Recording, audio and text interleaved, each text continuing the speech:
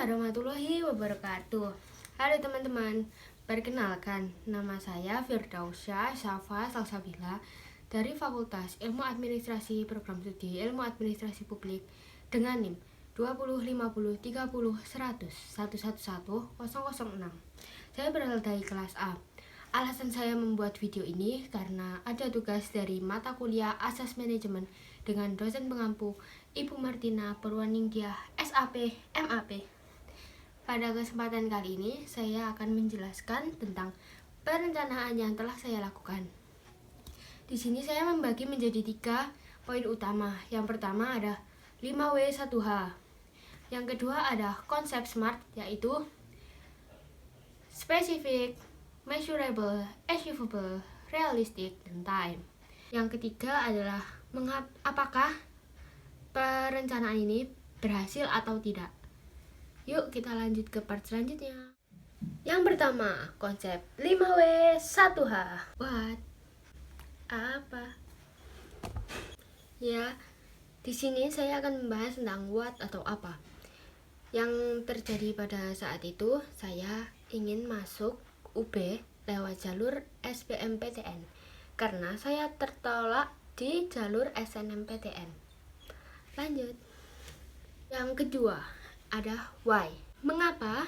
Karena saya ingin melanjutkan pendidikan ke jenjang yang lebih tinggi dan saya ingin mengasah bakat saya terutama di Fakultas Ilmu Administrasi. Ketiga, when atau kapan. Kali ini saya akan menjelaskan kapan perencanaan ini terjadi. Perencanaan ini saya mulai ketika saya dinyatakan gagal lulus SNMPTN. Yang keempat, who atau siapa. Yang terlibat di dalam perencanaan ini hanyalah saya seorang. Yang kelima, where. Saya belajar ketika di rumah dan di les-lesan. Sedangkan ketika saya mengikuti UTBK atau SBMPTN, saya berada di Universitas Brawijaya. Yang keenam, how, bagaimana. Perencanaan ini terjadi ketika saya gagal untuk lolos dalam SNMPTN. Mungkin karena nilai saya kurang dibanding yang lain.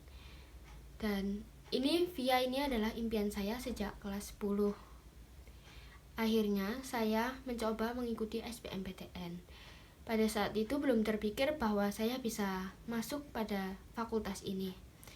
Kalau memang jika tidak masuk, niatnya saya ingin mandiri. Ya, lanjut. Ini poin kedua, yaitu konsep SMART. Yang pertama, saya akan membahas spesifik. Spesifik yaitu artinya perencanaan harus jelas ruang lingkupnya, tidak terlalu melebar dan tidak terlalu sempit. Ya, spesifik atau fokus dari tujuan saya yaitu bisa masuk Universitas Brawijaya, terutama di VIA, melewati jalur SBMPTN. Maka dari itu, saya belajar dan berdoa.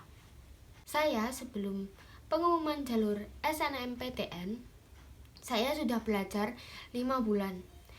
Mendekati UTBK kan ada waktu 2 bulan. Itu juga saya gunakan untuk belajar. Jadi totalnya saya belajar sekitar 7 bulan. Itu persiapan saya H-2 itu sudah 90%. Hanya tinggal menyiapkan mental dan fisik agar bisa lolos. Yang kedua, measurable. Artinya perencanaan ini dapat diukur tingkat keberhasilannya. Nah, ini cerita saya. Jadi sebelum SNMPTN itu saya memang sudah belajar. Saya sebelum pengumuman jalur SNMPTN, saya sudah belajar 5 bulan. Mendekati UTBK kan ada waktu 2 bulan. Itu juga saya gunakan untuk belajar. Jadi totalnya saya belajar sekitar 7 bulan. Dan sebelum SBMPTN kurang 2 hari, kira-kira persiapan saya sudah 90%. Tinggal persiapan mental dan fisik. Yang ketiga, achievable. Artinya, perencanaan ini dapat digapai, bukan hanya angan-angan. Lah, perencanaan saya ini sangat mungkin untuk digapai. Tapi tergantung bagaimana diri kita sendiri yang menjalankannya. Apakah diri kita konsisten untuk belajarnya atau masih bolong-bolong gitu. Kalau masih bolong-bolong ya bisa dikatakan gagal. Yang keempat, realistik. Artinya sesuai dengan kemampuan kita. Tidak terlalu susah dan tidak terlalu mudah, tetapi tetap ada tantangan. Pada saat kemarin saya UTBK, saya sudah mempersiapkan belajar yang cukup lama sehingga saya menjadi percaya diri. Tetapi saya juga sadar saya anaknya tidak terlalu pinter dan tidak terlalu bodoh ya, kayak di tengah-tengah gitu. Itu kayak susah banget gitu buat saya masuk UB. Kan saya juga harus bersaing dengan 62.000 orang yang ingin masuk UB. Alhamdulillah saya terpilih. Saya juga pernah dicaci oleh teman saya. Dia bilang gini, kamu itu gak bakal masuk UB.